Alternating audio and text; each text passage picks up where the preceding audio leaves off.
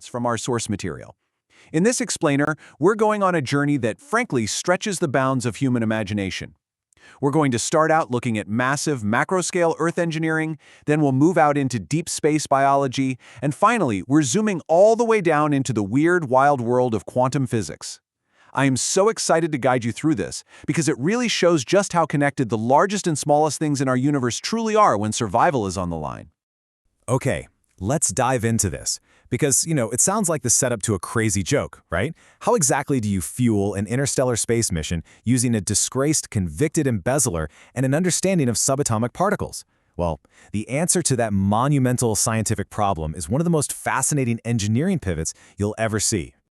All right, let's kick things off with Part 1, the inmate's grand plan. Our story picks up in a really unlikely place for a world-saving scientific breakthrough. We find our main characters, Strat and Grace, navigating the cold, gray walls of Auckland Prison's maximum security unit, a place the locals simply call Pear. Inside a stark interrogation room sits Dr. Robert Riddell. He's in a bright orange jumpsuit, serving a life sentence. Now, he's not your typical hero. Actually, he's a disgraced engineer. His criminal negligence at a pilot solar farm resulted in the deaths of 7 people, because the control room fired up the massive solar reflector system while workers were still in the tower.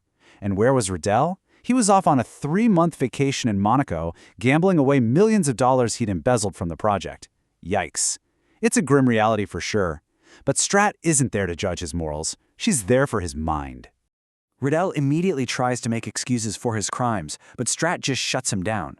She demands to know about an idea he submitted anonymously from a prison computer lab.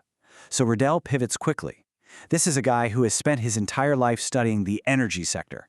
So when he looks at astrophage, this alien microbe that consumes the sun's energy, he doesn't just see a threat. He sees the greatest energy storage medium in history. And his big idea to breed it, he calls it the black panel. So how do you actually build a black panel? Honestly, it's shockingly simple. Step 1, take a square of metal foil. Pretty much any metal will do. And anodize it black. Step 2, cover it with clear glass, leaving exactly a 1 centimeter gap. Step 3, seal the edges with basic insulators, like brick or foam. And finally, step 4, leave it in the sun. The glass insulates the foil from the outside air. The black foil absorbs the sunlight, and it easily reaches an equilibrium temperature well over 100 degrees Celsius, which is absolutely perfect for enriching astrophage. And this brilliantly illustrates the elegance of his design. It is totally low-tech. It relies entirely on basic Earth materials. Which brings us to Part 2, paving the Sahara Desert. Okay, so we've seen the micro-design of a single panel. Now we have to zoom out, because the scale required to breed enough astrophage for the Hail Mary mission is almost unbelievable. 9 trillion square meters. Just take a second and let that number sink in. 9 trillion. That is literally the total landmass of the Sahara Desert, which happens to receive some of the most intense continuous sunlight on Earth. So, to get the required thousands of kilograms of astrophage, Riddell casually suggests they need to pave a chunk of it, specifically a full quarter of the entire Sahara Desert. Executing a plan like this, well, it requires moving mountains, literally and politically. The source outlines some massive geopolitical hurdles here. First, Strat has to use her unprecedented authority to orient global industry, getting powerhouses like China to completely pivot their manufacturing bases to produce trillions of these panels. Second, they have to navigate local governments in North Africa to secure the land. The text notes Riddell's perspective on existing political corruption as just another cost of doing business. But there is a really fascinating byproduct here. By placing the world's most vital energy infrastructure in North Africa, the plan would permanently shift the global industrial energy powerhouse, with the potential of lifting the entire continent out of poverty in the process. Now, what's really interesting here is the clash of engineering philosophies. Grace, being the scientist he is, immediately objects. He points out that the black panel is a horribly inefficient breeder system. But Riddell just smiles. He didn't design it for efficiency. He designed it for pure, brute force scalability. You see, you don't need a highly efficient machine if you can just stamp out trillions of cheap panels. Raw, overwhelming scale beats complex efficiency every time when you're racing against the clock to save humanity. Now we're shifting gears completely for Part 3, a deadly space blind spot.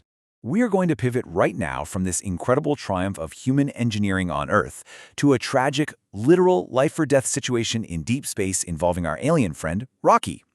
This leads to a question that absolutely stops Grace in his tracks.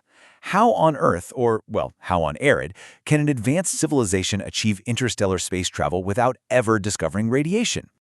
To really understand this, we have to look at the heartbreaking translation process between Grace and Rocky. Rocky explains that his entire crew died of an infection. It was this mystery illness where their cells simply started dying, one by one. Rocky calls it cell sickness. And as they work through their shared vocabulary, Grace realizes with absolute horror what actually happened. It wasn't an infection at all, it was radiation sickness. But Rocky's species doesn't even have a word for it. As they exchange this crucial information, the massive cultural and scientific gap becomes glaringly apparent. Grace tries to explain what radiation is, describing it as fast-moving hydrogen atoms. But Rocky insists that's completely impossible. Why? Because the Iridians believed space was completely, utterly empty. They had zero concept that deep space is actually filled with incredibly fast-moving particles that were created by ancient stars long, long ago. And the crucial contrast is right here. Human spaceflight treats radiation shielding as absolute step one. It's a fundamental requirement before we go anywhere. Iridian spaceflight, however, was built entirely without shielding, because their home planet's incredibly thick atmosphere and magnetic field likely protected them so perfectly they just never developed a biological or scientific awareness of radiation. It's wild to think about, but a simple missing fact in their civilization's scientific history led to an absolute tragic disaster for Rocky's crew. Okay, let's move on and see how this builds in Part 4, Unlocking Quantum Storage. We're transitioning back to Earth now, specifically to a tiny steel room where scientists at CERN have just unlocked the micro-level mystery of how astrophage actually works. Dr. Locken brings Grace an advanced copy of a groundbreaking paper from CERN, and guys, it reads like a high-speed quantum timeline. Here is exactly what happens inside a single astrophage cell. At 0 nanoseconds, any heat energy pushes the cell above its critical temperature of 96.415 degrees Celsius. At 1 nanosecond, this heat causes free hydrogen ions, which are just raw protons, to zip around and collide at immense velocities. By 2 nanoseconds, that intense kinetic energy literally converts into mass, creating a pair of neutrinos in a process called pair production. And finally, at 3 nanoseconds, any leftover kinetic energy bumps into other protons, keeping this incredible chain reaction going. Grace is completely stunned by this. I mean, as he points out, mass doesn't usually just happen. You can't just smash things together and create matter out of nowhere. Dr. Locken explains that while gamma rays can sometimes do this, scientists have literally never seen neutrinos created this way. It requires the protons to collide with a kinetic energy higher than the mass energy of two neutrinos. It is incredibly rare, groundbreaking quantum physics happening right inside an alien microbe. What I absolutely love about this is how beautifully it mirrors biology. Astrophage acts exactly like a warm-blooded life form. If the temperature drops below that critical 96.415 degrees, the protons slow down and neutrino production completely stops. So what does the cell do? Well, if it gets too cold, it just uses its stored energy to heat itself right back up to that exact temperature to survive. It's self-regulated. But how does it turn those newly created neutrinos back into usable energy? As we can see broken down here, it turns out neutrinos are what we call Majorana particles. This just means a neutrino is its own antiparticle. So your input is a neutrino and an antineutrino colliding. The process? A literal matter-antimatter annihilation. And the output? Two photons shooting out in opposite directions. The mass energy of that neutrino converts perfectly into the energy found in one photon of petra-wavelength light. And that, my friends, is exactly how it stores and releases the power of the sun. Which brings us to a mind-bending realization about scale. Neutrinos are unbelievably tiny. We're talking a mass of something like 1/20 billionth the mass of a single proton. They are so incredibly small that they routinely pass through the entire planet Earth, thousands of miles of solid rock and an iron core, without hitting a single atom. They just ghost right through our world.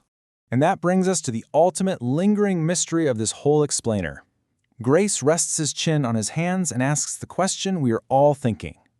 If a particle is so incredibly small that it can pass completely unbothered straight through planet Earth, how on earth does a microscopic astrophage cell manage to keep it trapped inside? Just think about that for a moment. It's a giant puzzle.